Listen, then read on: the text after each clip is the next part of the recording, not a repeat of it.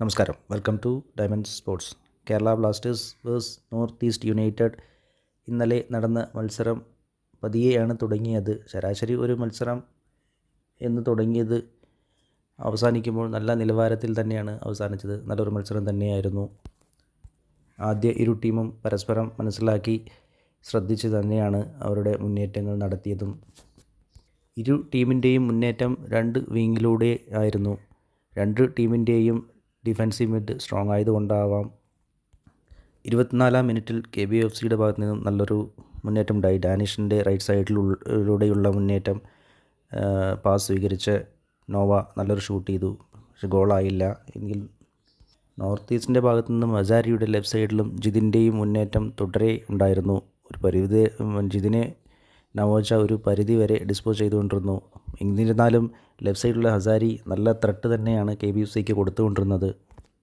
KBFCയുടെ രണ്ട് സെൻറ്റർ ബാക്കും നല്ല പെർഫോമൻസാണ് ഇന്നലെ കാഴ്ചവെച്ചത്. ഒത്തിരി ഷൂട്ടെല്ലാം അവർ തടഞ്ഞിടുകയും നല്ല ഒരു പ്രകടനം തന്നെയാണ് അവരുടെ ഭാഗത്തു നിന്നും ഉണ്ടായത്.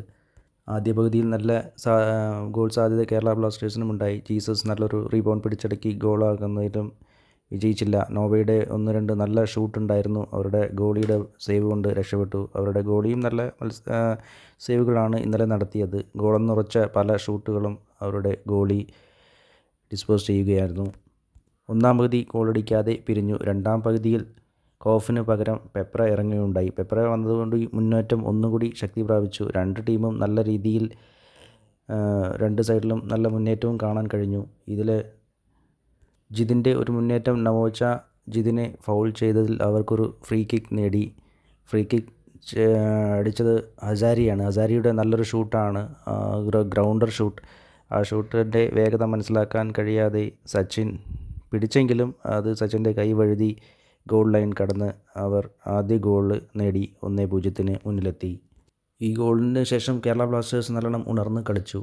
അതിൻ്റെ ഫലവും കിട്ടി. 66-ാം മിനിറ്റിൽ ഐമൻ്റെ പാസ് സ്വീകരിച്ച് നോവ നല്ലൊരു ഗ്രൗണ്ടർ ഷൂട്ടിലൂടെ ഗോളാക്കുകയായിരുന്നു. അങ്ങനെ കേരള ബ്ലാസ്റ്റേഴ്സ് 1-1 സമനില പിടിച്ചു. സമനിലയ്ക്ക് ശേഷം പിന്നെ നോർത്ത് ഈസ്റ്റ് ചിത്രത്തിലേ ഇല്ല എന്ന് തന്നെ പറയാം.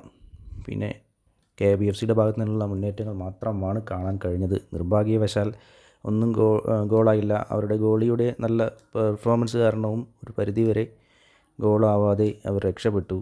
അവസാന പകുതിയിൽ 10 പേരായി കളിക്കേണ്ടി വന്നു.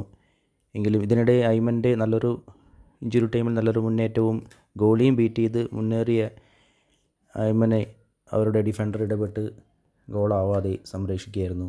അതല്ലെങ്കിൽ അത് തീർച്ചയായും ഗോളാവേണ്ട ഒരു ചാൻസ് തന്നെയായിരുന്നു.